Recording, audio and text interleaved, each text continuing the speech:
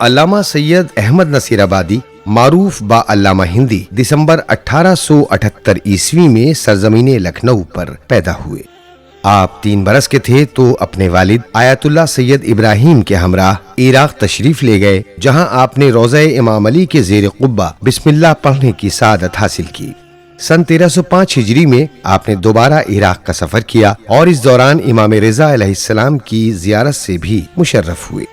ابتدائی تعلیم آپ نے اس دور کے نامور اساتذہ سے حاصل کی، جن میں مرزا محمد حسن کشمیری مقیم لکھنؤ، مولوی سید محمد مدرس نازمیہ، مولوی سید سرفراز حسین، مولوی شیخ فدا حسین، مولوی سید علی اصغر استاد کنگ کالج لکھنؤ، مولوی مظفر علی خان مراد آبادی اور تاج العلماء سید علی محمد وغیرہ کے نام سر فہرست ہیں۔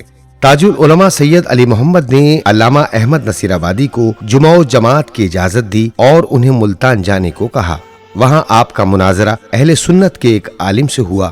پھر آپ نے ایک شیعہ عالم کے ساتھ معراج جسمانی پر بحث کی اور ایک آریائی سے ذبح حیوانات پر گفتگو کی۔ ان تمام مناظروں میں آپ کامیاب رہے۔ محرم الحرام 1325 ہجری میں آپ اہل و عیال کے ہمراہ عراق کے سفر پر روانہ ہوئے۔ وہاں آخوند ملا محمد کاظم خراسانی نے آپ کو نہ صرف اپنا نائب مقرر کیا بلکہ اجازہ امور حزبیہ بھی عطا فرمائے۔ انہوں نے یہ بھی کہا، علم اس شخص میں منحصر ہے، پس ان کا حکم میرا حکم اور ان کی اطاعت میری اطاعت ہے۔ علامہ احمد نصیر آبادی کو عراق کے متعدد جید علماء نے اجازہ اجتہاد عطا کیے۔ ان میں حجت الاسلام آقا سید محمد باقر طباطبائی حائری، حاجی شیخ حسین مازندرانی، حاجی مرزا فتح اللہ شیرازی نجفی شیخ الشریعہ، سید محمد کاظم طباطبائی، شیخ محمد مہدی کشمیری حائری اور شیخ عبداللہ مازندرانی کے نام لیے جا سکتے ہیں۔ علماء عراق نے علامہ سید احمد نصیر آبادی کی علمی خدمات اور تصانیف کو سراہتے ہوئے ان پر توثیقیں بھی تحریر کی جو ان کے علمی مقام پر واضح اعتراف تھیں۔ علماء کربلا نے ایک کمیٹی قائم کی جس کا نام اعانت دولت عملیہ ایران تھا۔ ان میں 5 علماء بطور ناظم شامل تھے اور آپ بھی ان میں سے ایک تھے، مگر آپ ہندوستان چلے آئے۔ یہاں آپ انجمن صدر الصدور اور شیعہ کالج کی اکثر شاخوں میں معاون رہے۔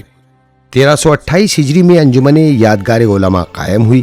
علامہ احمد نصیر آبادی 3 سال تک اس میں سرگرم عمل رہے اور اس دوران منتہی الافکار، منتہی السؤول اور اجالہ نافعہ جیسے اہم علمی کام شائع کیے۔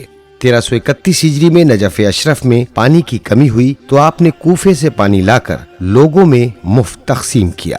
آپ نے نجف اشرف میں مدرسہ دینیہ جعفریہ قائم کیا جس میں 125 طلبہ جغرافیہ، حساب، ترکی و عربی زبانیں اور دینیات پڑھتے تھے۔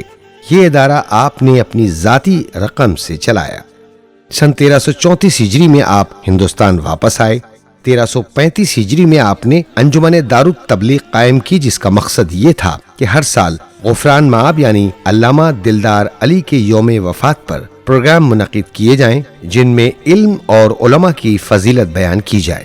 اس مقصد کے تحت آپ کے ہم عصر عالم دین محمد حسین نوگانوی کو بھی دعوت نامہ دیا گیا۔ انہوں نے بھی اس کام کو بخوبی آگے بڑھایا اور انجمن کی کامیابی میں اہم کردار ادا کیا۔ علامہ احمد نصیر آبادی نے علمی خدمات کے ذریعے ایک عظیم ورثہ چھوڑا جن میں سے تذکرہ علماء بفارسی و عربی 2 جلد، احکام المسافرین، رسالہ عملیہ، اثبات حق، رد نصارہ، زبدۃ الکلام، المسیحیت والاسلام، انوار الاسلام اور فلسفۃ الاسلام کے نام لیے جا سکتے ہیں۔ اس کے علاوہ ان کی کئی تصانیف اور مضامین مختلف اخبارات و رسائل میں شائع ہوتے رہے۔ اللہ نے آپ کو 3 فرزند عطا کیے: سید محمد ابراہیم معروف بسید محمد، سید محمد یوسف اور سید محمد مصطفیٰ معروف بآغا حسین۔ آخر کار یہ آفتاب علم و حکمت 10 جولائی سن 1947 عیسوی کو لکھنؤ میں غروب ہوا۔ نماز جنازہ کے بعد ہزاروں سوگواران کی آہو بکا کے ہمراہ آپ کے جنازے کو حسینیہ غفران مآب میں سپرد خاک کر دیا گیا۔